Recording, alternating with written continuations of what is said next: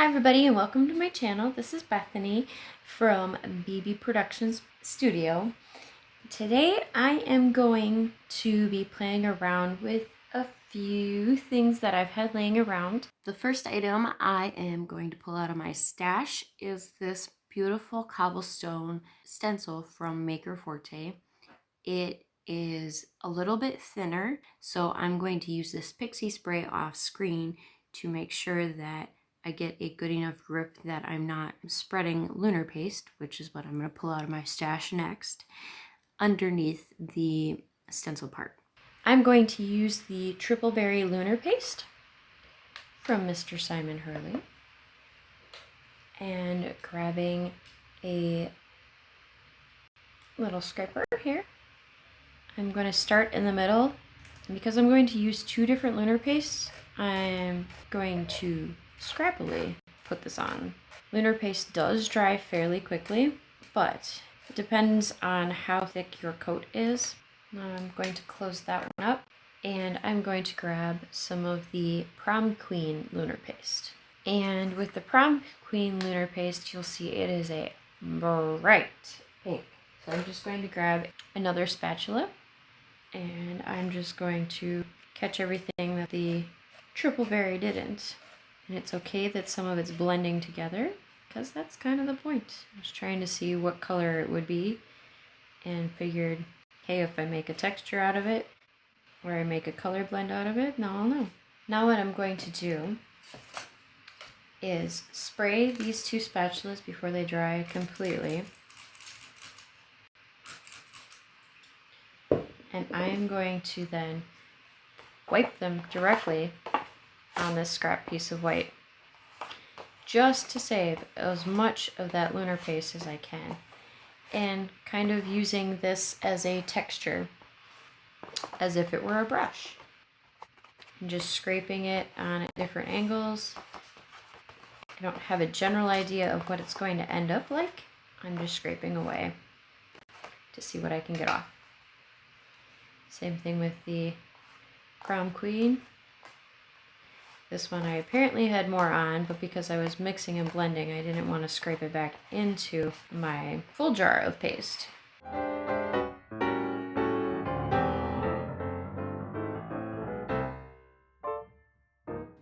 Now before I clean the stencil, I'm going to flip the stencil over, and I'm going to use every last bit of the lunar paste that's on the top of the stencil from the original print, and I'm going to just dab with this paper towel.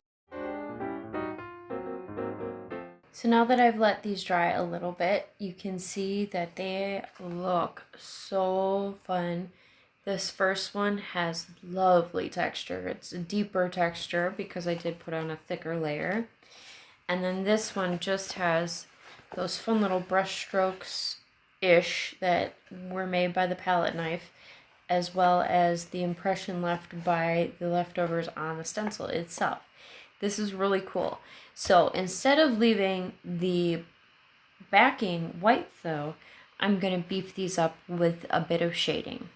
I'm going to take the Color Hive Flamingo, grabbing my brush here, just going to put a nice layer, and I want texture to it. I don't want an even coat. So some parts I'm going to have less pressure, other parts I want deeper pressure. But I'm looking to fill in a little bit of the inside so that it's not so stark white, but I don't want it to be so pink that you can't see the details of the texture. And be careful, if you did not allow this to dry, some of these deeper ones will get impressions from what you're working with. Alright, now I like what I've done with this. I'm going to add another pop of color because the Triple Berry Lunar Paste is a little more on the purple side. I'm going to bring in a purple color. The purple color I'm choosing is the Grape. So I'm going to take a nice coat of that, and I'm not going to go over all the parts like I did with the pink. I'm going to just make this an accent color more towards the middle than anything else. Alright, And now that I've done as much blending as I'm aiming to do, you can see how when you change the angle, you get a little bit more of highlight of the purple versus a highlight of the pink, which I think is really fun. Now let's go ahead and blend with this more distressed looking background. Because it has a little bit of brown that came through, I'm actually going to use Frappe, which is a lighter colored brown, and we're going to start blending with that. Instead of being so matchy-matchy on this one, we're going for a more complementary colors palette. Apologies for having to change the lighting scheme here. I was trying to avoid glare and also let you be able to see the deepness of the color of these cards. And there we have more of a complementary color. The brown is a little more yellow, and it's not a true tan either. It's kind of a burnt tan or burnt yellow, if you would call it anything specific. Now I am going to go ahead and design my cards. A few weeks ago, I had done a live where I had created these two stamped items. The one I had added some neon green embossing powder to, the other one I just was going to keep plain and go ahead and color it in. So I'm thinking this would be a perfect color to add to this one right here. So I'm going to work on coloring it in really quick. And I'm going to take my Ohuhu marker set. I'm going to take the pastel one. I may switch my game plan as I go, but for right now I'm thinking pastel. And I like to test out my colors at the base so I know for sure which ones I want to end up using. It's always nice to see it in advance before you commit to it. Alright, I think this is the color I want for most of things. Because I'm going to add other colors in, you'll see I'm not filling everything quite in. I'm more doing accent coloring. If you want a cleaner blend, you can blend back and forth. I'm just aiming for some highlight and shadow combinations here. And now I like the idea that a lot of the extras are going to be white. So what I'm going to do is I'm going to add Maker Forte Maker's Magic White Pearl as an accent. So it'll look a little glossier where there's white on these dots.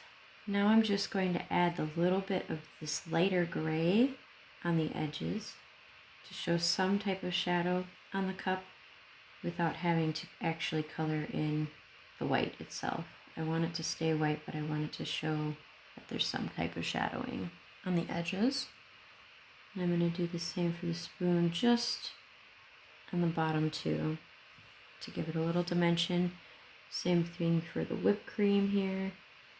Just adding a little shadowing dimension here at the base.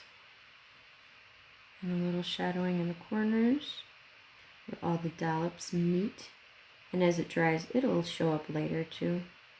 So it becomes a lot more subtle.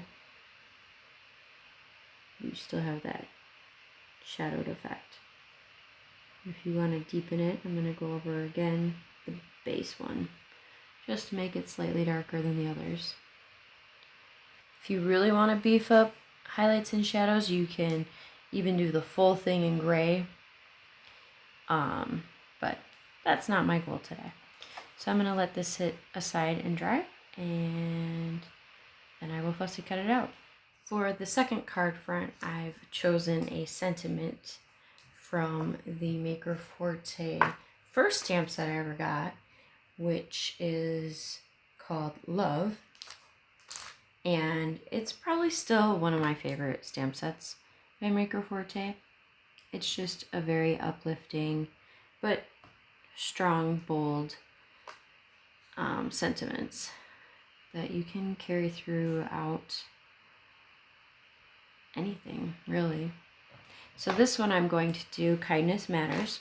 I've decided that I'm going to create this card to go to the card drive that Betty Penny is doing. If you don't follow her channel, you should.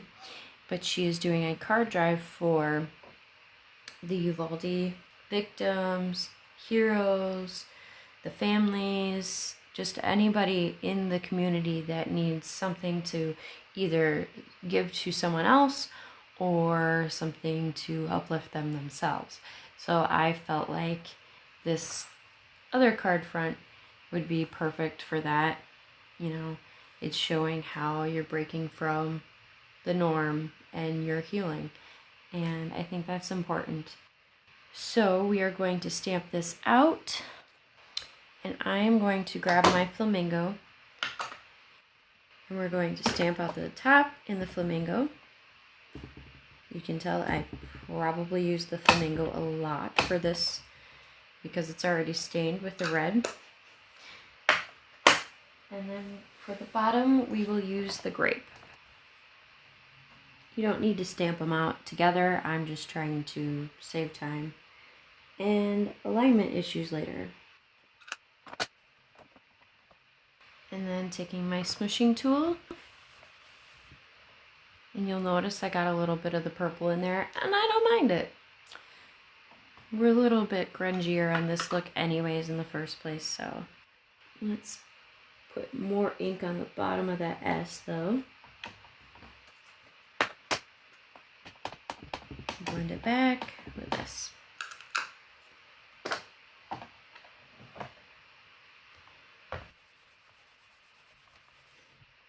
Perfect. Nice, deep, bold colors. Just what I was looking for. And now I'm just going to cut it down.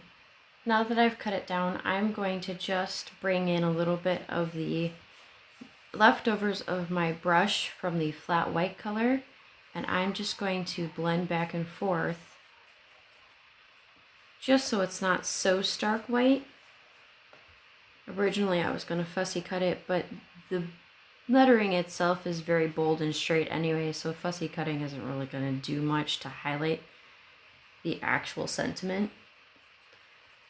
And it'll probably be harder to see on the camera, but it does blend in very nicely where it's not so stark white anymore. Alright, my daughter is playing in the bathroom. She must have gotten too much soap and is having too much fun now. Alright, so let's go ahead and assemble this card. Now I've just taken a piece of cardstock from Maker Forte. They have, I believe it's 110 pound cardstock, and cut it down to the A2 size card front, and using my bone folder, just making that crease. So now I am going to fit this on the card base, and I'm just a hair over my measurements.